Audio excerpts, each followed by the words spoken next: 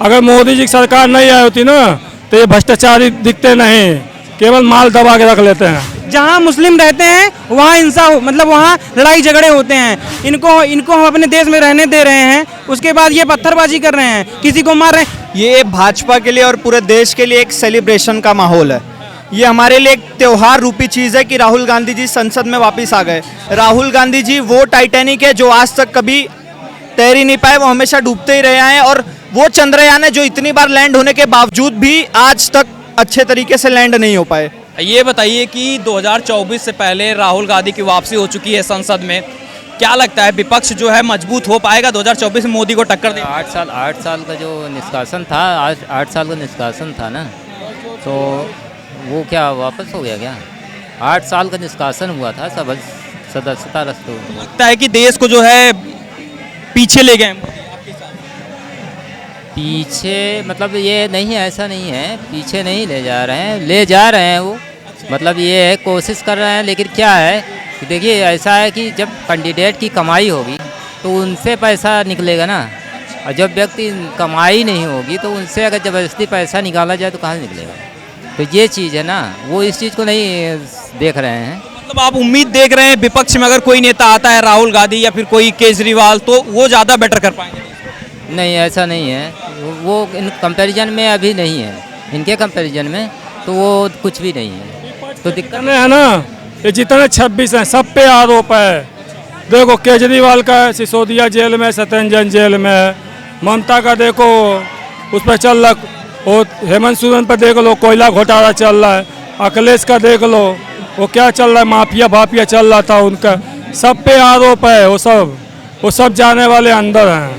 हाँ, के हिसाब से लगता है कि नरेंद्र मोदी बेस्ट? नरेंद्र मोदी बेस्ट है। अगर मोदी जी की सरकार नहीं आई होती ना तो ये भ्रष्टाचारी दिखते नहीं, केवल माल दबा के रख लेते हैं और गरीब जनता को दबा जाते हैं। आज देखो राम मंदिर देखो, धारा 370 देखो, यही भारतीय सेना पे सबूत मांगने वाले हैं। वो मनमोहन की सरकार, सरदारों की सरकार, वो फायरिंग करने को नहीं देती थी बंदूक सेना को, शहीद हो जाओ बस। आज मोदी 16 सीट दे दिए हैं कि उनको ठोकाई करो बराबर से। हाँ, ये है पावर। संस्कृत स्ट्राइक ये देखो। क्या नाम? सागर गोस्वामी। सागर, ये बताइए कि 2024 का चुनाव होने वाला है, नरेंद्र मोदी वर्सेस राहुल गांधी, क्या लगता है 2024 में किसे और क्यों पसंद करेंगे, किसको चुनेंगे? ऑफ कोर्स मैं नरेंद्र मोदी को पसंद करूंगा, बिकॉज देखो हर चीज़ में हम आगे हैं। इंडिया पहले कहाँ था? इंडिया को पहले कहीं कहीं देखा भी नहीं जाता था। अब कहीं फॉरेन कंट्री में जाए हमारी इज्जत कोई थी नहीं थी ना। एक कैसा बिहेव बोलते थे कि इंडिया वहाँ ना कुत्ते अलाउड हैं ना इंडियन अलाउड हैं। अब देखो अब कुछ ऐसा है, वहाँ ये अपना एक इंडिया का प्रधानमंत्री बन गया। इधर हमारा नरेंद्र मोदी जाता है, देखो ये एक राष्ट्रपति थे जो पॉपिया, क्या नाम था, पप्पूजेनु, उसके पैर छू रहे हैं वो मोदी के। तो कहीं ना कहीं हमारा देश तो आगे है ना। राहुल गांधी जो कह रहे हैं कि जो है देश में भारत माता की हत्या हुई मणिपुर हिंसा को लेकर, और रावण तक बता रहे हैं प्रधानमंत्री नरेंद्र मोदी को, लगता है कि ऐसी चीजें कहना सही है? देखो रावण, चंद्रशेखर रावण की आप बात कर रहे हैं, वो तो नंबर 1 का दोगला है। ठीक, जय भीम जय तकदीम करता है। पहले ये मुसलमानों और ये भीमटे जो हैं उनको पहले करेगा। अब उन भीमटों को हटा के अब बोल रहा है चलो मंदिर वहीं बनेगा। ये दोगलापन ही हुआ। मणिपुर में हो रहा है कितना को राहुल गांधी यहीं बोल रहे हैं और कहीं नहीं बोल पाते हैं। एक सबसे ज़्यादा बोलने वाला एक है, रैंडम सेना है, सबसे ज़्यादा आवाज़ उठाती है। रैंडम सेना आप जानते हैं, वो सबसे ज़्यादा आवाज़ उठाती है। पर यही लोग हैं, यही लोग कांग्रेसी लोग दबा देते हैं उसको। नहीं, वो बंदा सबसे बेस्ट है और हिंदुओं के लिए लड़ता भी है। वो हत्या हमारी हो रही है ना, मणिपुर मेवात हो गया, वहाँ का देखिए। मेवात में कौन बोल रहा है बताइए? मेवात में कोई बोला? सब वहाँ की बातें कर रहे हैं ना। मेवात में क्या हुआ? आपके हिसाब से नहीं लगता कि बीजेपी भी फेल रही है कानून व्यवस्था देने में? क्योंकि मेवात में हिंदुओं को मारा जाता है, वहाँ सुरक्षा देने में फेल रहती है।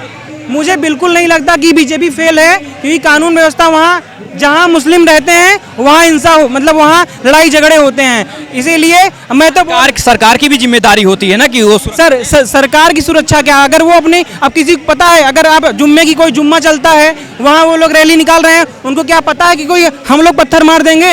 हमें पता है पत्थर हम मारेंगे, नहीं मारते क्योंकि हम हिंदू हैं भाई, सब सेकुलर का चादर ओढ़ के रखे हैं। अब हम लोग किसी को पता है क्या कि बजरंग दल का अगर निकलेगा, रैली निकलेगा, मंदिर के लिए कुछ निकलेगा, वो लोग पत्थर चला देंगे। इनको हम अपने देश में रहने दे रहे हैं, उसके बाद ये पत्थरबाजी कर रहे हैं, किसी को मार रहे हैं। एक लड़का था, हमारा नाम क्या मैं भूल गया, जो शहीद हो गया, उसमें ये लोग उसको मार डाले, पर जो भी है मेरे को नाम नहीं मालूम है, उसको मार डाले।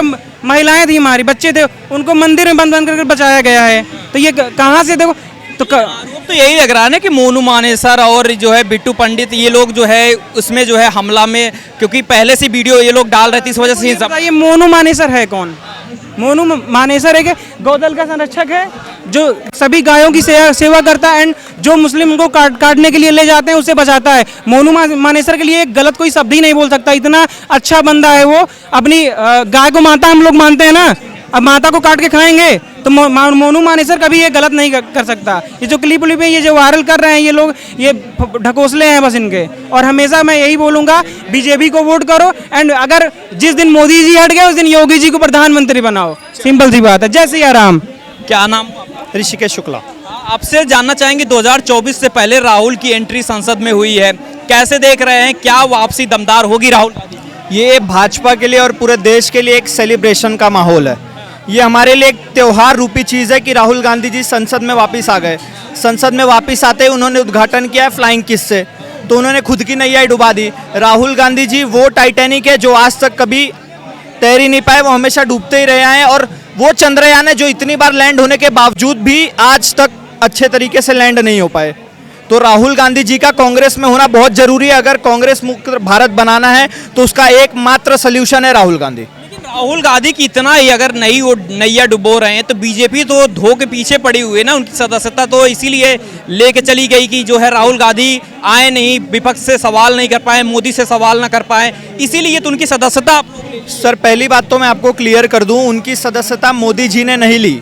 उनकी सदस्यता रद्द करने वाला भी कोर्ट था और उनकी सदस्यता वापस करने वाला भी कोर्ट ही है। तो ये जो भी प्रक्रिया चली है कोर्ट के माध्यम से चली है। ये इतना दोगला विपक्ष है, अगर मनीष सिसोदिया को बेल ना मिले तो कोर्ट सेंटर के हाथ में, कोर्ट सेंटर का पुतला हो गया है, नरेंद्र मोदी जी के दबाव में कोर्ट काम कर रहा है। लेकिन अगर वही कोर्ट राहुल गांधी जी की सदस्यता वापस कर दे तो कोर्ट बहुत डेमोक्रेसी है, कोर्ट में ही सिर्फ डेमोक्रेसी बची है। तो ये दोगला जो चेहरा है ना इनका, वो भारत की जनता देख भी रही है और समझ भी रही है, और इसका जवाब हम भरपूर तरीके से 2024 में देंगे। लोकतंत्र की बात कर रहे हैं आप, राज्यसभा लोकसभा की बात हो तो लोकतंत्र में अगर कोई सवाल उठाता है उसका तो सस्पेंड कर दिया जाता है। अभी राघव चड्ढा को सस्पेंड कर दिया गया, संजय सिंह को सस्पेंड कर दिया गया।